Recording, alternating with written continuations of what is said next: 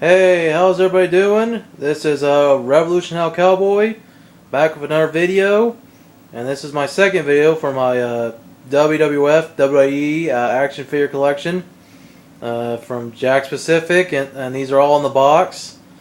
It's mostly WWE. I only have one WWF figure. And like I had mentioned in the last video, there was a brief time where I didn't buy figures, so when I started buying them again in 07, that's when I started leaving them in the box. So let's first start with the only WWF figure in the collection, and by the way, yes, they are the same company, WWF and WWE. I know that. So let's show this one off first. Of The Rock, from the Signature Series 3, and it was made at the time of WrestleMania 15, so this came out in 1999. So this is about a 10, at the time when I bought it, it was already a 10-year-old figure, so it's now 11 years old. And of course, there's a signature. And I bought this at a garage sale a couple of years ago. So, otherwise, if I would have bought it when it came out in 1999, I would have taken it out of the box. But I'm glad I didn't, because, like I said, I bought it at a garage sale a couple of years ago. In fact, the same garage sale I bought the WWF monster trucks and my two WCW figures in the box. So, yeah. So, nice buy here. Glad to have it. A lot of history here. So, now we're going to move on to the newer figures I have. Well, they're not new now, but you know, they're from the more recent years. You know, from the 06 through 09. Anyways, here's a championship 2-pack with the World Heavyweight title with Batista, the champion at the time, and multi-time world champion, versus Mr. Kennedy! Kennedy! Sorry for the bad impression. And if any TNA fans are watching, yeah, you would know him as Mr. Anderson. So maybe we'll see a TNA figure of him pretty soon. Looks like probably like this in a way. So yeah, this would be from their encounter from, I guess, an episode of SmackDown, because I don't ever recall them competing for the world title at a pay-per-view. So move that one out of the way. The next one is of the WWE Spinning Championship belt. I bought this like about maybe 07 or 08, but it was from 06. So that's really cool to find this one. And this one came with John Cena, the champion at the time. The champ is here.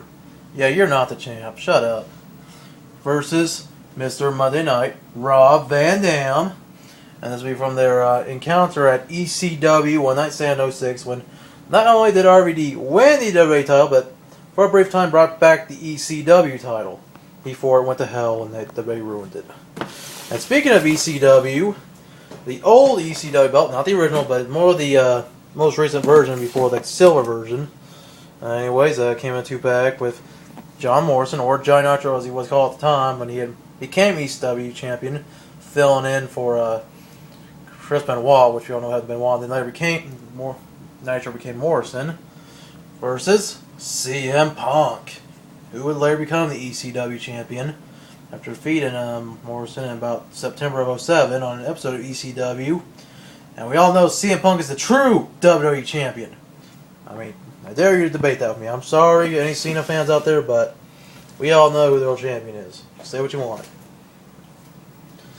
And the last 2-pack I have, at least for JAKKS Pacific, I have one from Mattel that I will show in another video, is of the World Tag Team Championship, which is now retired.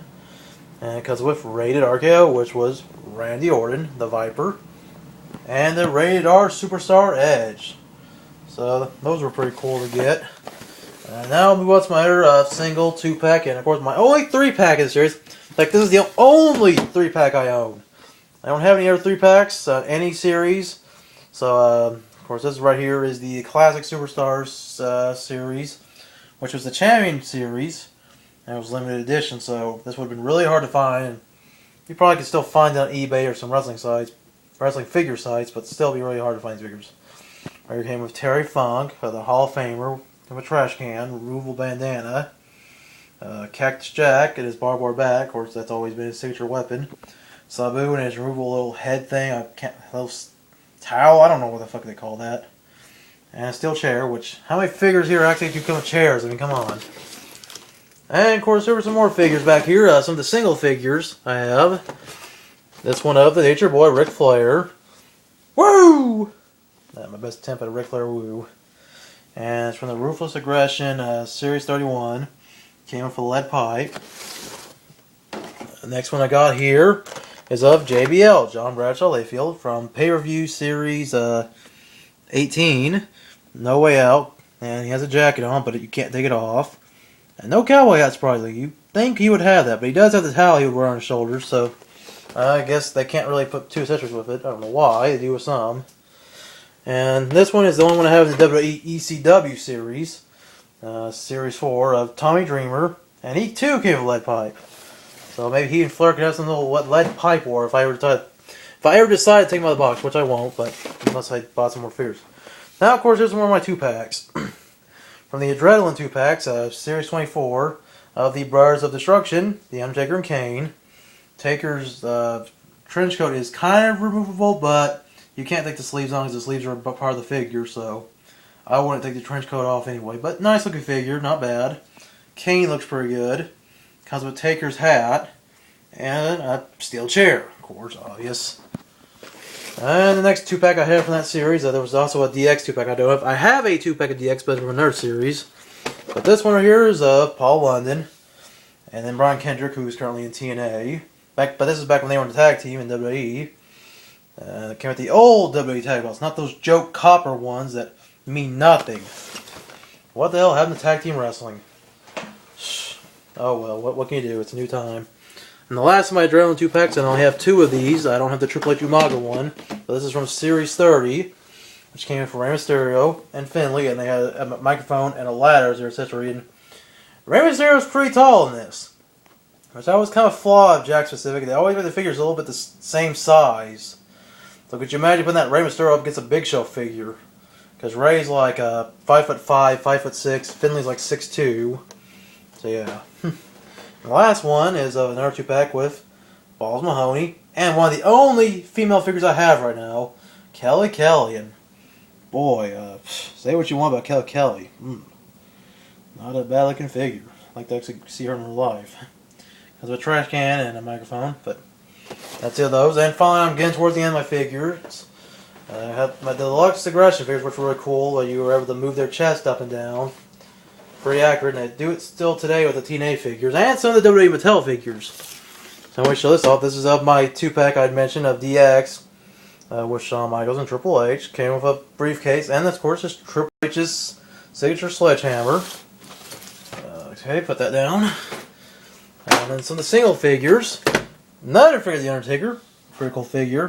Pretty accurate with his eyes rolled back, tongue sticking out. With a wooden plank that can break in half. The next one is of Matt Hardy with a chair, which you can put a wrestler's face through it, and that's pretty cool. One problem though, he looks like more like it's his Brood attire with the hair. At least with the hair. I mean, this would look like more like what he looks like now with his tires and all. But I mean, look at the hair; it does not match the picture. He doesn't wear his hair like that anymore. It's like he's kind of going bald a little bit, just a little. Like it's got a little bit of a receded hairline, but I guess not a bad figure. Next one's a Chris Jericho. Pretty decent looking figure, a little more recent because of the World Heavyweight title. And come down to the last 2 figures I had bought from that collection before the end of the JAKKS Pacific era of WWE. Christian. Hair's a little dark. Beard might be too dark. It doesn't have the feet, like the little lines on his tights, but I guess it's alright figure. Because of the same chair that was also with the Matt Hardy figure I have here, so that's pretty cool. And the last one I have from the Deluxe Aggression, this would be of Jack Swagger. Kind of nerdy looking, but I think he looks like a dork anyway. Singlet's not very accurate because of a little laptop that can break. Now the last one I have to show you, I wouldn't consider so much an action figure, more like a collectible. I mean, you really can't really do anything with this one, except for stand it up. And it's from the Fury Unmatched Platinum Edition, Series number 16, The Rock. And I see, yeah, I can't remove him. But this one was made strictly to be a collectible. Whether you kept it in the box or took it out, it comes with a display stand. I don't know if you can see it. Maybe I'll show you the back of the box. And right here it shows you the other ones. So yeah. So if you wanted to, you could take it out, put it on the display stand, but I won't. So that's it. Those are my WWE JAKKS Pacific action figures. I will show you the Mattel ones in the next video. Selling figures that I have that you liked, or figures that you own, or ones I don't have maybe you want to talk about, feel free to comment. Give me a thumbs up if you want to. And make sure to check out my other videos and subscribe. Anyways, that's all. Later.